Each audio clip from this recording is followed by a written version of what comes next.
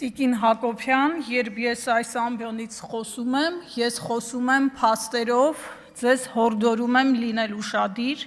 և միավորված ազգերի կազմակերպությունը չխառնել ԵԽԽՎ-ի հետ։ Միավորված ազգերի կազմակերպությունը հրապարակել է Հայաստանի կառավարությանը ՄԱԿ-ի 6 անկախ փորձագետների ուղղված փաստաթուղթը կապված Բագրատ arczepiskopos Գալստանյանի և Սրբազան շարժման հետ կապված մասնակիցների ձերբակալությունների և քրեական գործերի հետ։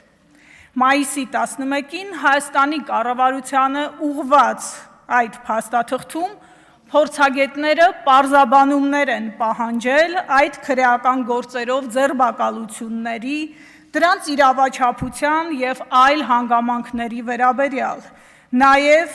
այդ փաստաթղթում նշվել է, որ հունիսի 12-ին տեղի ունեցած միջադեպերը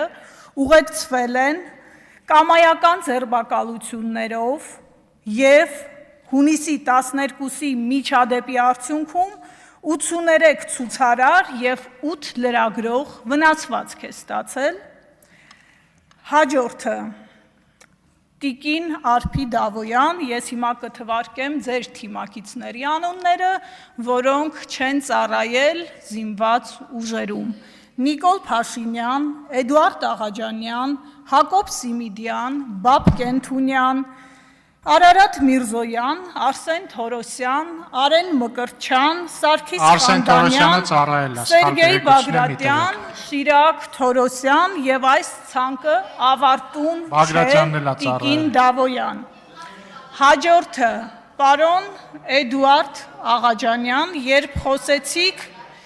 հարուցված քրեական գործերից, որոնք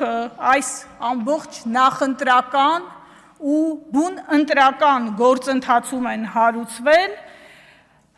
ձեզ ուզում եմ հիշեցնել միջազգային հեղինակավոր դիտորդական կազմակերպությունների, այդ թվում ԵԱՀԿ-ԺՄԻԳ-ի և ԵԽԽՎ-ի դիտարկումները ընտրական պրոցեսի վերաբերյալ,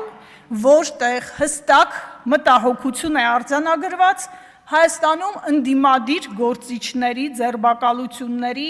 քրեական հետապնդումների կենտրոնացման վերաբերյալ և որտեղ խոսք կա ընտրովի արդարադատության ընկալումների ձևավորման մասին։ Հիմա բուն ելույթս, որը վերաբերում է այսօր այս դահլիճում հնչած արդարացումներին, հարգելի իշխանականներ, դուք ջանք ու եռանդ չէիք խնայում ու իրար հերթ չէիք տալիս արդարանալու, թե ԵԽԽՎ բանաձևը, որը սահմանում է, թե ով է քաղբանտարկյալը, ընդունվել է նախկին իշխանությունների կողմից և արդյոք դա ձեր իշխանությանը ազատում է քաղաքական պատասխանատվությունից Հայաստանում տիրող ներկա խայտառակ վիճակի մասին, ամենևին ոչ, պարոն Հարությունյան։ Հարժանապատիվ հայրենակիցներ, ձեզ ուզում եմ մի խոստում հիշեցնել 2018 թվական մայիսի 16 Նիկոլ Փաշինյանը նոր էր ստանձնել վարչապետի պաշտոնը, երբ խոստացավ, որ Հայաստանում քաղբանտարկյալների հարցը պետք է լուծվի, որպեսզի Հայաստանը ազատվի քաղբանտարկյալներ ունեցող երկրի խարանից։ 18 թվական օգոստոսի 17 նույն անձը հայտարարեց, որ նոր Հայաստանում քաղբանտարկյալներ չեն լինելու։ Ես հիշում եմ նաև 19 թվականը, երբ նա իր 100 փաստերի շարքում 75-րդ տեղում այդ նույն պնդումը տեղավորել էր, բայց ավաղ իրականությունը ուրիշ է։ Ինչպես բազում այլ խոստումներ, այդ խոստումը ևս մնաց օդում կախված կամ հակառակ տրամաբանությամբ իրականացվեց։ Այսօր մենք 26 թվականում ենք ապրում, այսօր Հայաստանում ավելի շատ քաղբանտարկյալ կա, քան 91 թվականից ի վեր միասին ամբողջ ժամանակահատվածում։ Սամվել Կարապետյան, Ալեքսան Ալեքսանյան, սրբազան հայրերը Արթուր Սարգսյան, Ավետիք Չալաբյան, Արեգնաս Մանուկյան եւ այս ցանկը էլի կարող եմ թվարկել, ներողություն եմ խնդրում բոլոր նրանցից, ում անունները չհնչեցրեցի։ Իշխանությունը, որի ներկայացուցիչներից շատերը իրենց համարում են քաղաքալացյալներ, այսօր Հայաստանում ոչնչացրել են անմեղության կանխավարկածը, մեղադրանքը դարձրել են դատավճիռ, քննչական մարմինների վարկածը չակերտավոր փաստ, իսկ կալանքը պատժիչ միջոց։ Ու ամենակարևորը մեկ անձի ցանկությունը որևէ մարդու դարձնել հանցագործ, իրավապահ մարմինները որպես օրենք են ընդունում ու իրականացնում են վայրկյանի ճշգրտությամբ։ Այս բարձր ամբիոնից մի շատ պարզ հարց ունեմ, հատկապես ՔՊԱ-կան կանանց։ Դուք ինչ զգացողություններ եք ունենում ամեն անգամ տեսնելիս այն տեսարանները, որոնք հրապարակում են իրավապահ մարմինները։ Դուք ինչ զգացողություն եք ունենում, երբ կարդում եք ձեզ նման մի կնոջ անձնական ընտանեկան կյանք ներխուժելու մասին պաշտոնական հաղորդագրություն։ Գուցե հեշտ է post-factum ասել, որ ափսոսում եք կամ չեք կիսում մոտեցումը։ Արժանապատիվ հայրենակիցներ, ես անուններ նշեցի, որոնց շուրջ քրեական գործեր են հարուցված, բայց դրանք առանձին մարդկային պատմություններ չեն, դրանք համակարգի մասին են։ Մի համակարգի մասին են, որտեղ 2022 թվականի հուլիսի 15-ին դատարանի նիստերի դահլիճում ուղիղ եթերում մարդ մահացավ։ Արմեն Գևորգյանը, սա ներողություն, Արմեն Գրիգորյանը, Արմեն Գևորգյանը, ոչ այո, ներողություն Գրիգորյանը, սա մի համակարգի մասին է, որտեղ 2019 թվականի հունվարի 26-ին Նուբարաշեն քրեակատարողական հիմնարկում լրագրող Մհեր Եղիազարյանը մահացավ,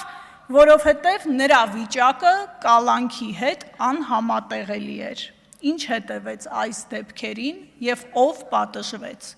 Ոչինչ եւ ոչ ոք։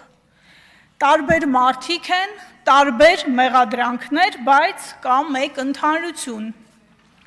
Նրանք բոլորը այս իշխանության քաղաքական ընդդիմախոսներն են կամ քննադատները։ Վերջում, հարգելի ՔՊԱ-կաններ, մի բան լավ հիշեք, ցանկացած իշխանություն ժամանակավոր է, ձերը նույնպես, եւ մի վիճակագրական տվյալ եւս ձեզ համար, Տիկին Հակոբյան, երբ խոսում եք խոսքի ազատության մասին, ու դա իբրև ձեր իշխանության ձեռքբերում եք նշում, հորդորում եմ ուսումնասիրել լրագրողներ առանց սահմանների միջազգային հեղինակավոր կազմակերպության զեկույցը։ Այնտեղ Հայաստանը 34-րդ տեղից 50-րդ տեղն է զբաղեցնում, գրանցել է դիրքերի անկում։ Հորդորում եմ կարդալ Խոսքի ազատության պաշտպանության կոմիտեի զեկույցը 2010-18 թվականներ և 2018-26 թվականներ, մի քանի ցուցանիշ նշեմ, օրինակ, ֆիզիկական բռնության դեպքեր, 77 դեպք մինչև 18 թվականը, 82 դեպք ձեր իշխանության օրոք, ճնշումներ ԶԼՄ-ների նկատմամբ, 466 դեպք մինչև 18 թվականը, 795 դեպք ձեր իշխանության օրոք, տեղեկատվության ազատության և տարածման հետ կապված խնդիրներ, 209 դեպք մինչև 18 թվականը և 825 դեպք ձեր իշխանության օրոք։ Սա Տիկին Հակոբյան ասում է Խոսքի ազատության պաշտպանության կոմիտեն, չի ասում 5-րդ ալիքը, որտեղ ես աշխատել եմ 8 տարի և հպարտ եմ դրա համար։